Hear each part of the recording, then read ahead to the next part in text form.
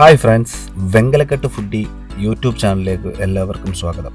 ഇതാദ്യ video ആണ്. ഞങ്ങളുടെ എല്ലാ സപ്പോർട്ടും പ്രതീക്ഷിക്കുന്നുണ്ട്. തിരുവനന്തപുരത്തിൻ്റെ റെസ്റ്റോറൻറ്റ്സിലെയും തട്ടുകടകളിലെയും രുചികൾ ഒന്നുകൂടി അനുഭവിച്ച് നിങ്ങളുമായി പങ്കിടാനാണ് ഞങ്ങൾ വന്നിരിക്കുന്നത്. അപ്പോൾ നിങ്ങളും തയ്യാറാണോ?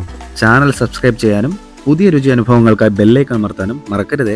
അങ്ങനെ ഇന്നത്തെ ആദ്യ സ്റ്റോപ്പ് നെടുമങ്ങാട് നിന്നുമാക്കാമെന്ന് കരുതി. കാരണം നെടുമങ്ങാട്ടെ രുചികൾ ആരും അങ്ങനെ എക്സ്പ്ലോർ ചെയ്ത് കണ്ടിട്ടില്ല. അങ്ങനെ ഞങ്ങൾ പോയത് നെടുമങ്ങാട് വാളിക്കോടിനടുത്തുള്ള നാച്ചുർ ഫുഡ് മലബാറിലേക്കാണ്. ഇവിടുത്തെ മറ്റൊരു പ്രത്യേകത എന്ന് പറയുന്നത് നല്ല ഹൈജീനുമാണ്, ആംബിയൻസും ക്രിയേറ്റ് ചെയ്തിട്ടുണ്ട്.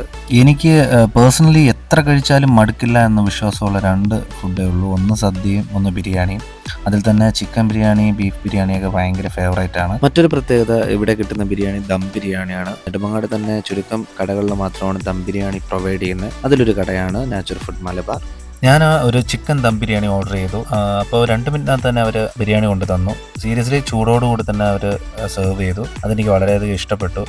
ബിരിയാണി നമ്മുടെ മുമ്പിൽ എത്തിക്കഴിഞ്ഞാൽ ചിക്കനും അച്ചാറും സലാഡും പപ്പടം കൂടെ കുഴച്ചിങ്ങനെ കഴിക്കുമ്പോൾ ഒരു വെങ്കലക്കെട്ട് ഫീല് കിട്ടും. അതാണ് ബിരിയാണിയുടെ കിക്ക്.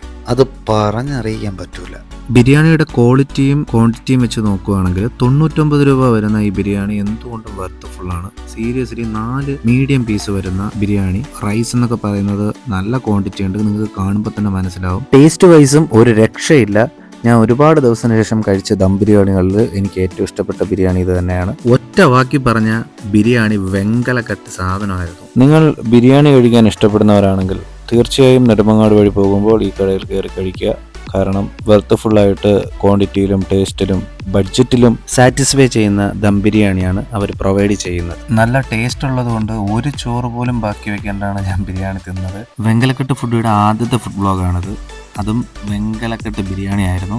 സോ ഇനിയും നല്ല സ്പോട്ടുകളായിട്ട് വരുന്നതായിരിക്കും. നിങ്ങളുടെ സപ്പോർട്ട് പ്രതീക്ഷിക്കുന്നു. അപ്പോൾ ബൈ വെങ്കലക്കെട്ട് ഫുഡി.